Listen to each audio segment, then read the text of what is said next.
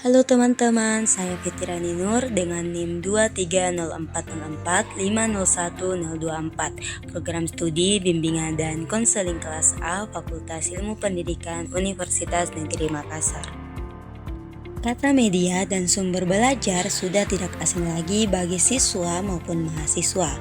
Nah, pada video kali ini saya akan membahas materi tentang media dan sumber belajar. Pengertian media dan sumber belajar. Media merupakan alat perantara untuk menyampaikan pesan dari pengirim ke penerima pesan yang bertujuan untuk menimbulkan rangsangan-rangsangan peserta didik untuk terjadinya proses belajar. Sedangkan sumber belajar merupakan sumber yang dapat digunakan siswa dalam belajar, baik secara terpisah maupun terkombinasi sehingga mempermudah dalam mencapai tujuan pembelajaran. Mengapa pengembangan media pembelajaran penting? Kita lihat, proses pembelajaran pada masa lalu adalah proses komunikasi antara guru dan siswa melalui komunikasi bahasa verbal sebagai media utama penyampaian materi pembelajaran. Seiring perkembangan teknologi yang pesat, seorang pendidik diharuskan mampu untuk memanfaatkan berbagai jenis media dan sumber belajar yang sesuai agar proses pembelajaran dapat berlangsung secara efektif sehingga proses pembelajaran tidak lagi bergantung pada adanya siswa dan guru di kelas, namun bisa dilakukan oleh siswa kapanpun dan dimanapun. Adapun beberapa prinsip pemilihan dan penggunaan media pembelajaran. Dalam pemilihan media harus sesuai dengan tujuan yang ingin dicapai. Apakah tujuan tersebut bersifat kognitif, afektif, atau psikomotorik? Pemilihan media harus berdasarkan konsep yang jelas.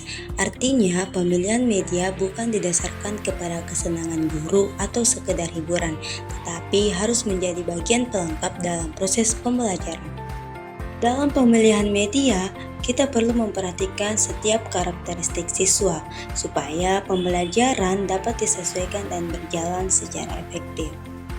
Dalam pemilihan media, kita juga harus menyesuaikan dengan gaya belajar siswa serta gaya kemampuan guru.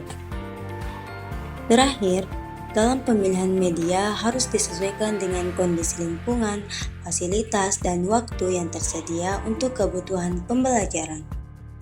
Supaya media pembelajaran dapat digunakan untuk membelajarkan siswa, maka ada sejumlah prinsip yang harus diperhatikan. Pertama, media yang digunakan guru harus sesuai untuk mencapai tujuan pembelajaran. Kedua, media yang digunakan guru harus sesuai untuk mencapai materi pembelajaran. Ketiga, media yang digunakan harus sesuai dengan minat, kebutuhan, dan kondisi siswa. Keempat, media yang digunakan harus memperhatikan efektivitas dan efisien. Dan yang terakhir, media yang digunakan harus sesuai dengan kemampuan guru dalam mengoperasikannya.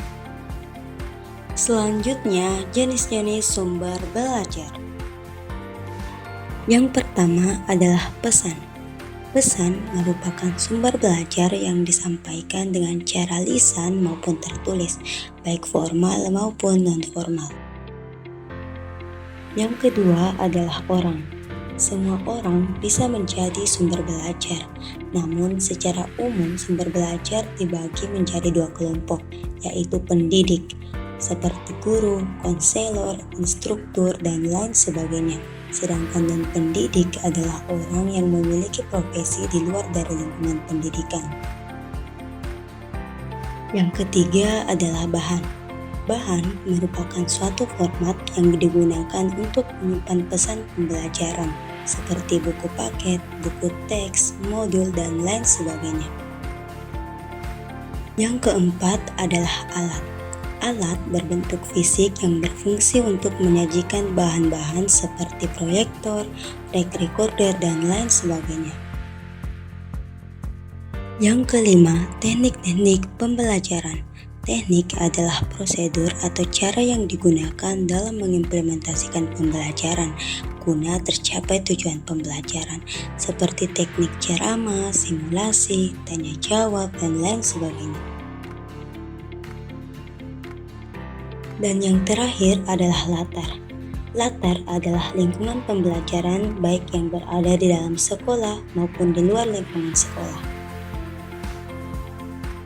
Itulah beberapa penjelasan mengenai materi tentang media dan sumber belajar. Terima kasih dan sampai jumpa.